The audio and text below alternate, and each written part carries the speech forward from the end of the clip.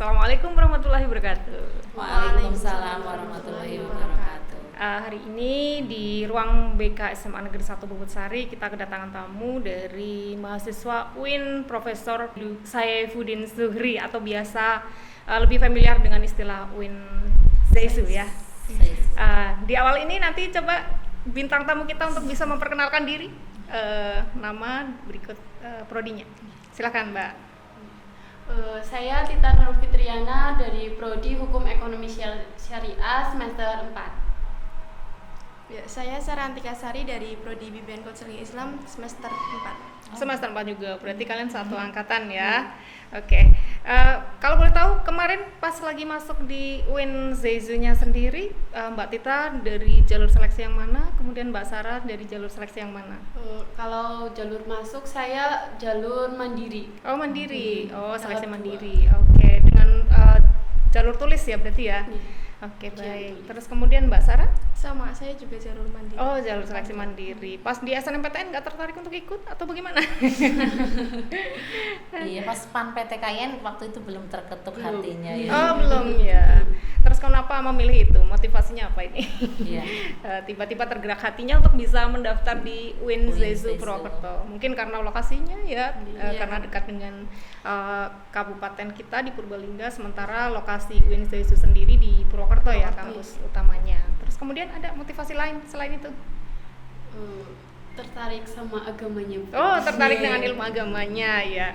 Oke, kalau Mbak Sarah sendiri? Kalau saya emang dari dulu udah minat. Oh, sudah minat di IAIN. pengen masuk di IAIN. Oh iya, oke baik. Perlu diketahui ya bahwasanya IAIN Purwokerto ya. IAIN Purwokerto terus kemudian di tahun 2021 itu beralih bentuk perguruan tinggi ya menjadi UIN Universitas Islam Negeri yang kemudian menggunakan namanya menjadi UIN Zaizu ya, atau UIN Profesor Kiai Haji Saifuddin Zuhri. Oke baik, di kesempatan hari ini Bu Yosi akan lebih banyak mengeksplor informasi tentang profil perguruan tingginya ya. Profil perguruan tingginya. Yang pertama mungkin informasi yang kita dapatkan ya terkait dengan wajib mondok pesantren ya Bu Elia. Bener nggak ya gitu Okay. ya. Fasilitas mondok ya, karena banyak dari siswa di SMA Negeri 1 Bogor-Sari, adik-adik kelas kalian yang kadangkala suka menanyakan hal itu kepada kami sebagai guru BK. Katanya kalau di UIN itu wajib ada kegiatan wajib mondok pesantren Bu, tapi sampai sejauh ini Bu Yosi belum tahu gambaran secara detail tentang wajib mondoknya itu konsepnya seperti apa dan mekanismenya seperti apa. Mungkin bisa dijelaskan? Silahkan. Ya.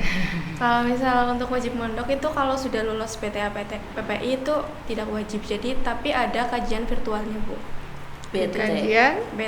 Kajian virtual, jadi kayak ngaji kitab kayak gitu. Oh ngaji kitab. Itu tadi apa? BTA PPI. apa itu bisa dijelaskan? Iya, bisa diberikan penjelasan. BTA PPI itu kayak baca tulis Al-Quran, praktek Pengamalan pengamalan ibadah. Oh.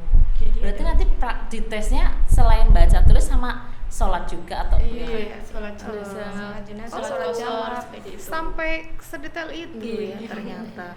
Lah terus kemudian pelaksanaan proses tes untuk bisa kalian masuk ke pemetaan yang mana di BTA PPI itu kapan? Pertama awal masuk setelah pembayaran UKT atau pendaftaran itu kan udah lolos, sudah terima, lalu lanjut ujian PPI. Kalau belum lolos nanti mondok dulu, terus minta sampai mendapatkan surat rekomendasi dari pondok. Itu baru boleh ikut ujian lagi. Boleh ikut ujian BTA PPI kembali seperti itu setelah mengikuti proses wajib mondok tersebut. Oh berarti tidak semuanya ya, tidak semua mahasiswa ya Bu El ya. Ya, kalau ternyata sudah bisa ngaji bagus, sholat jenazah dan sholat kosor dan sebagainya bisa. Sudah bisa, berarti ya. Sudah tidak perlu lagi untuk bisa diwajibkan. mengikuti apa? Wajib mondok. mondok. Nah sekarang Bu Yosi tanya, kalau menurut pengalaman kalian ya, berapa prosentase mahasiswa yang akhirnya ditetapkan menjadi harus mengikuti wajib PTA PPI itu. Dari angkatan, mungkin satu angkatan itu berapa persen sih yang nggak bisa ngaji kayak Iya, gitu? betul sekali. Kalau Kurang misalnya lebihnya berapa? itu sih presentasinya belum tahu ya Bu, tapi kebanyakan itu belum lolos. Jadi Oh, wajib kebanyakan betul belum Iya. lolos ya. Kalian berdua sendiri mengalami tahapan itu atau tidak? ya mengalami itu.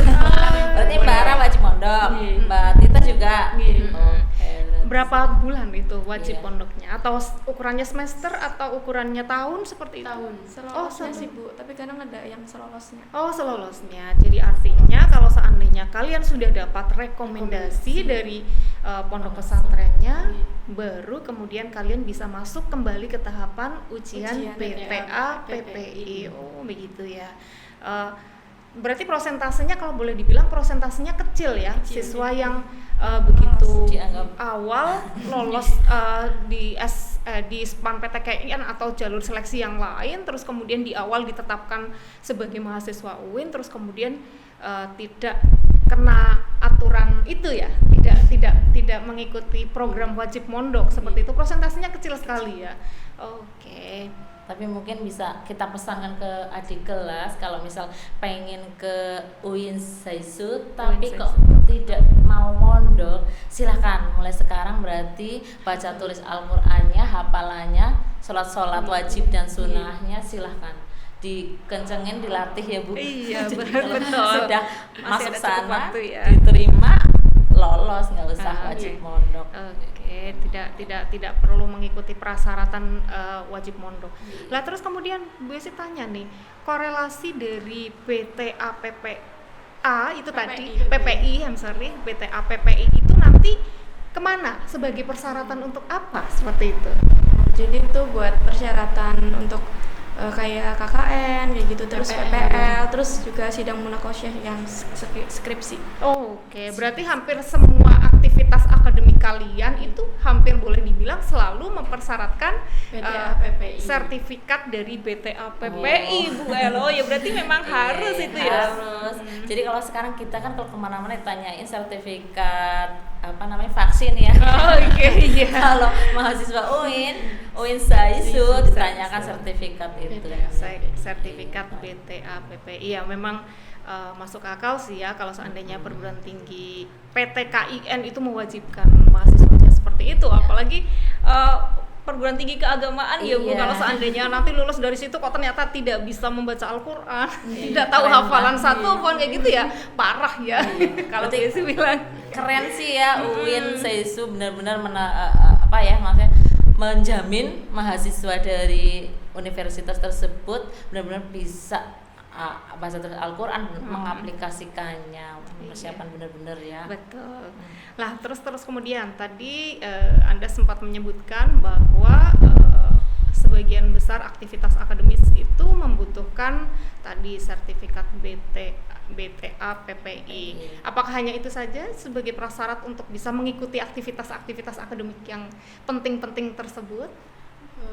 Ada kelas bahasa sih Bu. Oh, kelas Nanti pas- bahasa. Iya, nanti pas awal masuk itu ada 2 ujian, bahasa Inggris sama bahasa Arab. Oh, berarti sebentar. Berarti selain BTA PPI juga ada Bahasa. Ujian bahasa. dan ujian bahasa Inggris, bahasa bahasa Inggris Inggris sama sama bahasa Arab. Itu juga menjadi prasyarat juga untuk bisa mengikuti Iya. kegiatan akademis yang Iya. lain-lainnya yang penting-penting itu, contohnya mengikuti PPL, mengikuti KKN seperti itu ya. Berarti nggak hanya bahasa Arab aja, tapi bahasa Inggris juga kalian sudah disiapkan jauh-jauhan. Terus tingkat kesulitannya bagaimana itu untuk bisa menaklukkan Banyak banget ya.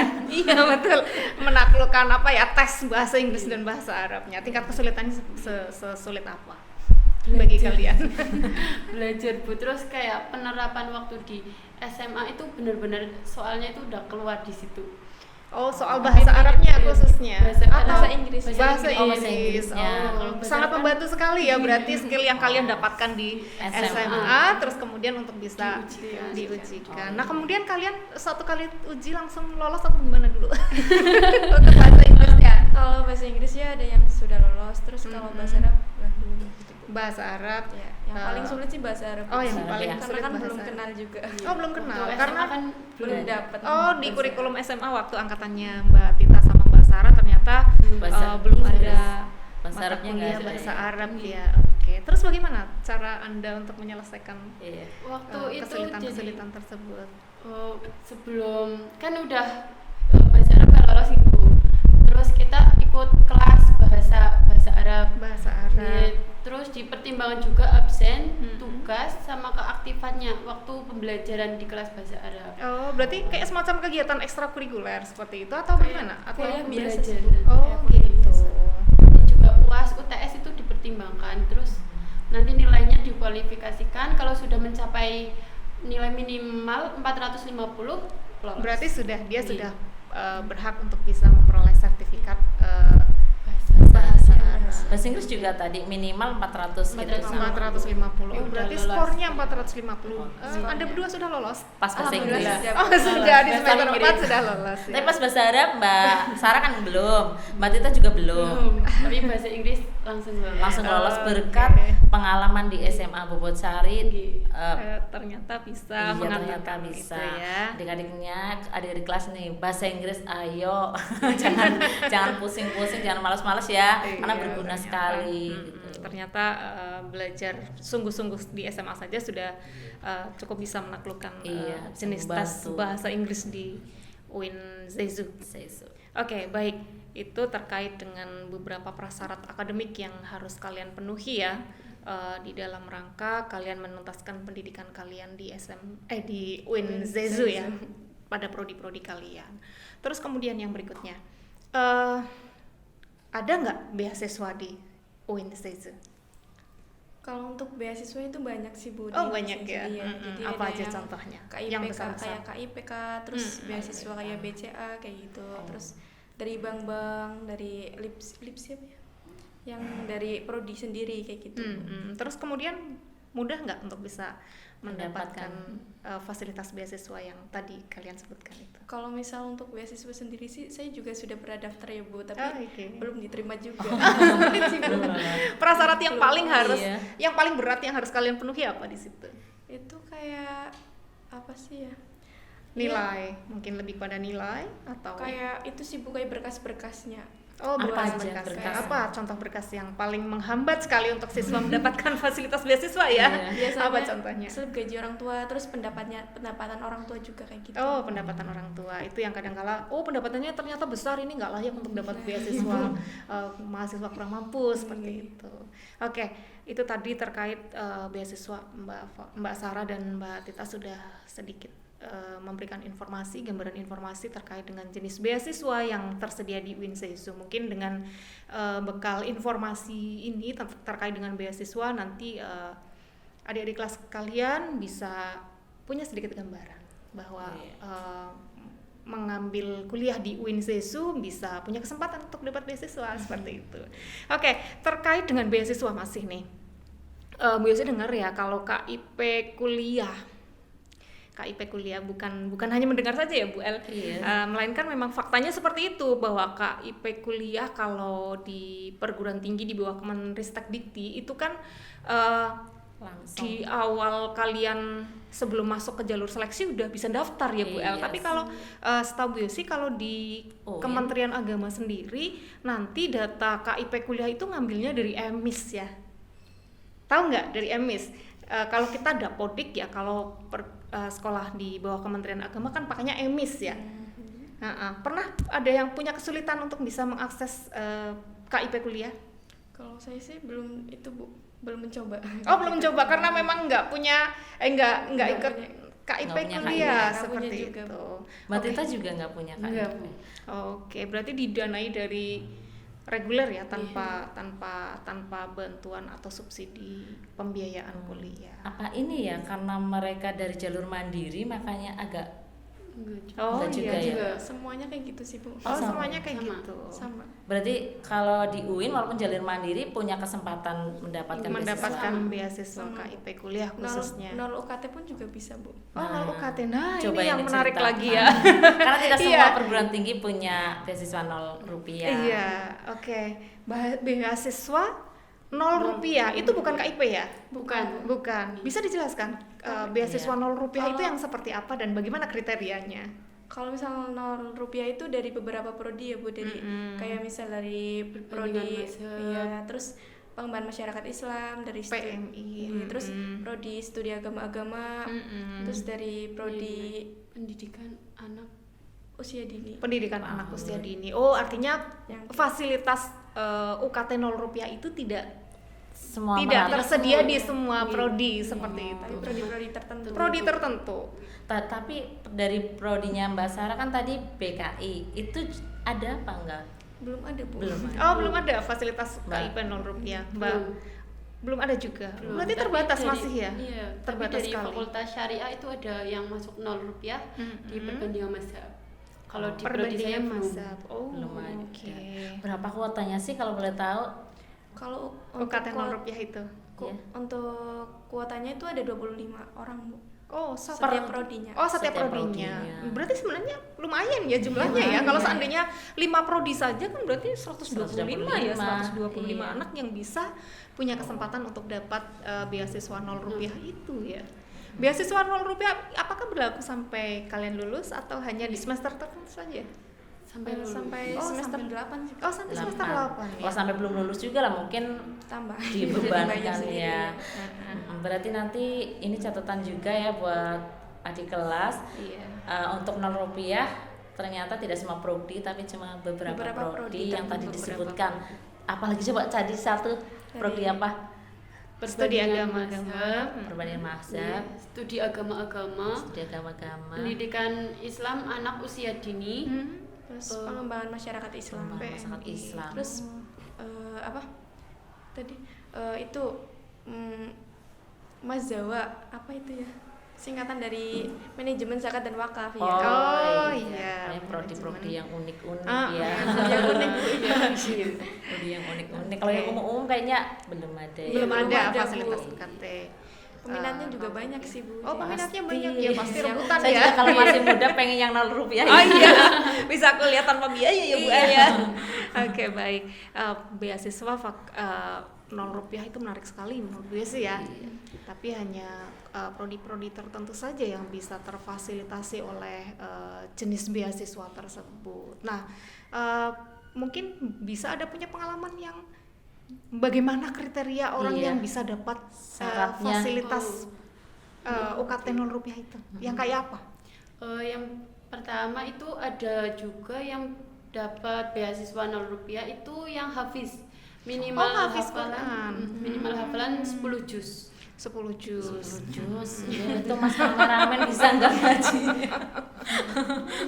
Terus kemudian apakah hanya itu saja? Terus dari MAN juga Bu. Oh, dari iya, Man. dari Dia Man. punya jalur ekspres ya untuk bisa Pokoknya, mendapatkan iya. fasilitas itu ya. Mohon maaf berarti jalur man kita nggak bisa. Ah iya betul sekali. Jalur man itu yang bagaimana? Semua siswa man boleh apa enggak? Boleh Bu, Man. tapi diseleksi lagi. Oh, Ya, diseleksi yang lagi. penting lolos seleksi awal ya. Alumni dari man boleh mendaftarkan di KIP fasilitas beasiswa KIP Rp0. Terus kemudian apakah hanya itu saja? Untuk yang punya prestasi di bidang agama terus nasional Oh. itu bisa. Bisa Kayak juga olahraga mendapatkan. kayak gitu Bu. Oh, kan olahraga bisa seperti itu. Tapi syarat yang lain yang dibutuhkan itu juga salah satunya karena berasal dari keluarga kurang mampu mungkin itu ya. Iya Bu. Atau tidak? Orang mampu pun kalau seandainya terus kemudian mau kuliah di sana terus kemudian dia sudah hafiz Quran 20 juz misalnya. Kayaknya Pengen dapat boleh fasilitas mungkin UKT Rp0 boleh. Boleh. Oh, berarti tidak ada ketentuan bahwa dia itu harus berasal dari keluarga yang kurang mampu. Pokoknya berarti pinter, nek pinter ya dapat Ah, kesempatan. pinter dan punya ini ya punya prestasi. Prestasi, sertifikat atau tadi hafiz. Pokoknya Hafiz kalau Quran. pinter tuh nggak ada yang sia-sia ya. Iya betul sekali. Dan mungkin ini pertanyaan yang terakhir dari kami ya, lebih kepada tolong dong ceritakan pengalaman hidupmu di Kota Purwakarta sendiri ya, karena sebenarnya Kota Purwakarta tidak jauh lah dari kota kita ya Iya. Purbalingga ya, Tangga ya. Tapi alangkah baiknya kalian bisa cukup memberikan gambaran terkait dengan biaya kos di sana, terus kemudian biaya makan di sana, biar kita itu tahu estimasi biaya untuk bisa tinggal di Kota Purwokerto seperti itu seberapa banyak sih, seperti itu. Silakan. Kalau untuk biaya kos sendiri itu ada yang 250 ya Bu, satu kamar, tapi satu kamar. untuk 2 orang. Terus kalau yang 360 satu kamar sudah ada kamar mandinya, kamar mandi Di dalamnya. dalam. Iya. Gitu. 360. 350 ya, Iya, itu 350 yang udah di kamar mandi dalam. iya, itu yang di daerah itu sih kampus, depan Yang kampus. dekat-dekat Dekat kampus ya. Iya. Terus ada kontrakan juga Bu. Jadi satu kontrakan itu untuk beberapa anak, kayak satu kontrakan bisa 10 anak kayak Satu gitu. rumah ya. Terus satu kontrakannya itu biasanya satu tahunnya 14 juta, ada yang 14 juta, ada yang 15 juta, terus ada yang 16 juta sekali juga. Dibagi gitu, dibagi berapa penghuninya ya, Iya, penghuni iya, misalnya berhubungan 10 ya berarti ringan ya, 1.400.000 dibagi untuk biaya hidup selama 1 tahun di Kota Purwokerto seperti itu. Terus kemudian kalau untuk biaya makannya berapa estimasinya? Satu harinya. Satu hari 20.000 cukup. Oh, 20.000 cukup ya. Ekonomis Bu, kalau Ekonomis. Di Purwokerto emang murah sih Murah. biaya makannya. Satu kali makan paling 5.000 aja 5.000 udah dapat udah, ya, udah seperti dapat, itu. enak, iya. Ya, karena ya nggak jauh-jauh banget lah ya Bu Iya. dengan biaya makan di kota kita ya, kota di kita Purbalingga. Purbalingga.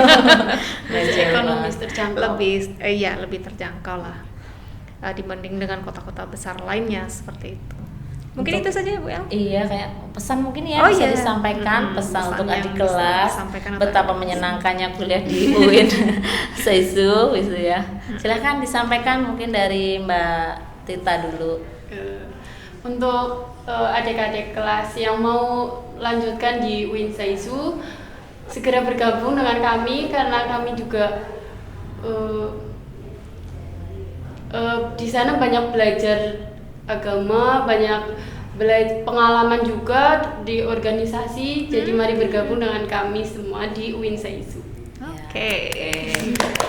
Terus Ya, Mbak Sarah Mbak mungkin Sarah. ada pesan spesifik yang bisa disampaikan ke adik-adik kelasmu? Ya, untuk pesan-pesan saya untuk adik kelas itu jangan takut untuk kuliah di UIN Seisu karena itu tidak seberat yang kalian pikirkan. Oh, Oke, Betul. Semuanya bisa lah ya, Iya, semuanya bisa bisa. ditanggulangi. Semuanya bisa. Kesulitan-kesulitan pasti Iya. ada ya, Kak, kuliah dimanapun ya tetap saja kita akan ketemu dengan kesulitan. Tapi mungkin dari kesulitan itu kita akan belajar ya, bisa Iya. menjadi manusia yang lebih mandiri, lebih dewasa dan seterusnya. Pun misal ya, kok ternyata tes baca tulis Al-Qur'annya belum bagus dan harus mondok, ya ambil positifnya saja, nggak Iya, apa-apa betul ya. sekali. Belajar agama Asik. nggak ada yang sia-sia. Malah asik Bu. Malah asik ya. Banyak teman. Banyak Iya, teman, betul sekali. belajar agama, tambah pinter agama juga, Pak, ilmu dunia juga pinter, lengkap, calon calon istri yang calon istri masa depan yang bagus. Itu aja ya, Mungkin Bu itu Yas, saja. ya. Terima kasih banyak ya untuk sama-sama. kesediaan kalian sharing informasi terkait dengan UIN Seisu. Terus kemudian semoga informasi yang kalian sampaikan bisa bermanfaat untuk adik-adik Adik kelas kalian. kelas, dan semoga kalian kuliahnya lancar, yang Amin. dicita-citakan juga tercapai, Iya, betul sukses. Kami ikut bahagia ya, Bu Yas. Terima kasih. Terima kasih.